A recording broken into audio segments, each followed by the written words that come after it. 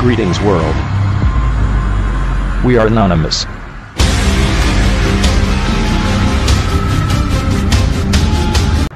Arnold Schwarzenegger and Muhammad Ali. I don't know if you saw this picture I just posted on my Instagram, and I'll read you the full caption. A young Arnold Schwarzenegger and Muhammad Ali. Legends are built, not born. They could have been good, even great, but they were not satisfied until they became legendary, until they had forged their names forever into the sands of time. That's that next level shit for all of us coming in 2016. Arnold wore shorts to expose his weakest link, his calves, to push himself to do more calf exercises.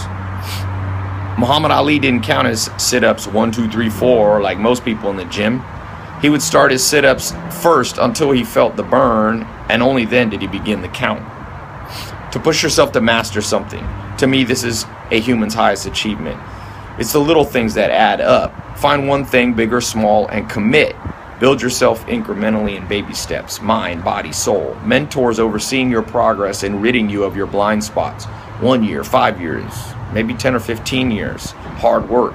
No one's watching, no one's complimenting you. Then slowly all those little baby steps and training sessions start to kick in. But you're still not satisfied, and you go back and study and push yourself even more. The fires and trials of life burning away the impurities. You are left with only gold. Only then, maybe, will you earn legendary status. So what's your next practical step? You know, I put, don't just be good, be legendary. When I think of those guys, there's so many myths in the world about what it takes to create greatness. But I think at the most basic level, they weren't satisfied. They could have been good, they could have been great, but, you know, Arnold Schwarzenegger and Muhammad Ali, they train differently. When Muhammad Ali used to do sit-ups, most of us count, you know, 1, 2, 3, 4, 5, 6. He just started doing the sit-ups, and once he felt the burn, then he started counting. And that's a big difference for those of you who have done it that way. Arnold Schwarzenegger, he had this huge chest, big biceps, but he had a weakness that his mentors had you know, kind of shown him, which was his calves, or were his calves. And so what he did, instead of showcasing his greatness and minimizing his weakness, like most people do, I've been guilty of that, Arnold Schwarzenegger put on shorts and put on baggy sweaters. The baggy sweaters covered up what he was already good at, and the shorts, you know, kind of embarrassed him publicly, but that embarrassment was his fuel. That was his, what pushed him to go beyond. And there's a great book called Bounce, and it's the myth of inborn talent. It's basically the subject. And so many of us, we think we're born this way, but not really. Like, legends are forged. You know, they forge their name in the sand of time through a different approach to life. And I can think of no greater goal, at least the way I see life, but I really think it's for all humans, is to find one little thing and achieve mastery in it. It could be, you know, great public things like being a pro bodybuilder like Arnold Schwarzenegger, or a boxer like Muhammad Ali, or it could be simple things, behind the scene things. That's not what matters. What matters is, can you push through when everybody else gives up? Can you put in the 1 year, the 5 year, the 10 year, maybe even the 15 or 20 year? I read somewhere the average multimillionaire took 12 to 20 years to get there. Most people say, Ty, that's too long. And, you know, it's ideal if you can achieve success quicker, but there's a saying that doctors have, which is 9 women can't make a baby in 1 month.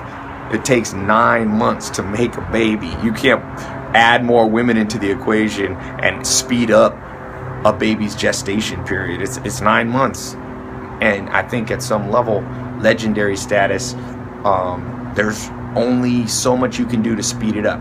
I do think you can cut the learning curve, and that's why these guys, whether it be Muhammad Ali or Arnold Schwarzenegger, or any great person, they had mentors, because mentors see our blind spots. But in addition to that, it's just raw hours put in.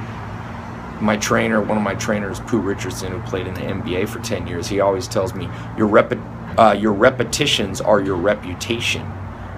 And Arnold Schwarzenegger, while, you know, everybody was going in the gym for 1 hour, he was in the gym for 6 hours. Same with, I just read an interesting book about Muhammad Ali. Same thing. All these people, And so can you push back? You know, no one's watching you, no one's seeing the progress. Sometimes you don't even see the progress yourself. That's the hardest time. That's the dark, you know, those are the dark years is what they call those, when you're training but the results haven't kicked in. But I think it's interesting that most of the great religions out there talk about faith, and I'm not super religious. I don't know what you are. You might be atheist or super religious or in between. But one thing I do take from religion is the idea of faith, meaning it's kind of like the chicken and the egg. Do you create mastery in your life, whether it be in health, wealth, business, family life, social life? Do you create it quickly, right? So it's like the egg just kind of spontaneously is there, and you get the reward, so you get people rewarding like, oh, it's such a good job, which keeps fueling you to work harder.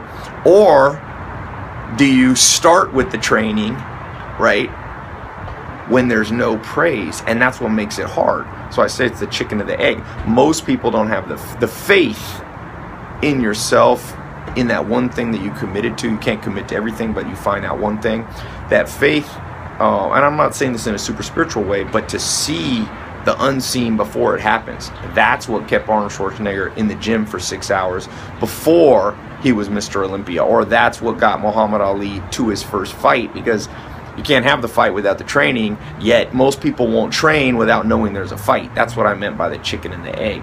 Like, it takes training and hard, crazy hours in the darkness when nobody's watching you to create mastery. But most people won't do that because the mastery is what gives them the praise, so they won't persevere without it. So if you can figure out that formula, and for me, it's little things, just like micro motivations. You know, every day try to wake up. That's why I post this stuff on YouTube and Instagram. People wonder why I do it. I'm like, this is for me, and maybe you get some value from it. And this is like, I always sucked at regular diaries. My mom said I should have kept a diary. I never did, but it's easier to do video.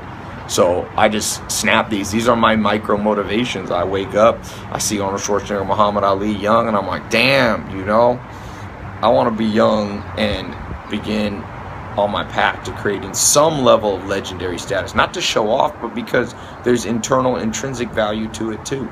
So 2016 is coming up, you know. It's like, will you be able to push through the trials in this year? Charlie Munger says life will throw tremendous blows at us, you know, death of loved ones, betrayal of friends, failure, bankruptcy, whatever it might be. I'm sure it's coming for me. I'm sure it's coming for you. So hopefully the fire burns away the impurities and we make it through. Maybe we do, maybe we don't. I don't take life so seriously, but if I had to pick a goal, might as well try to be legend in something, even if it's just legendary for yourself, you know. So anyway, check out my Insta if you didn't see it. It's just under my name, Tai Lopez, and my Snapchat.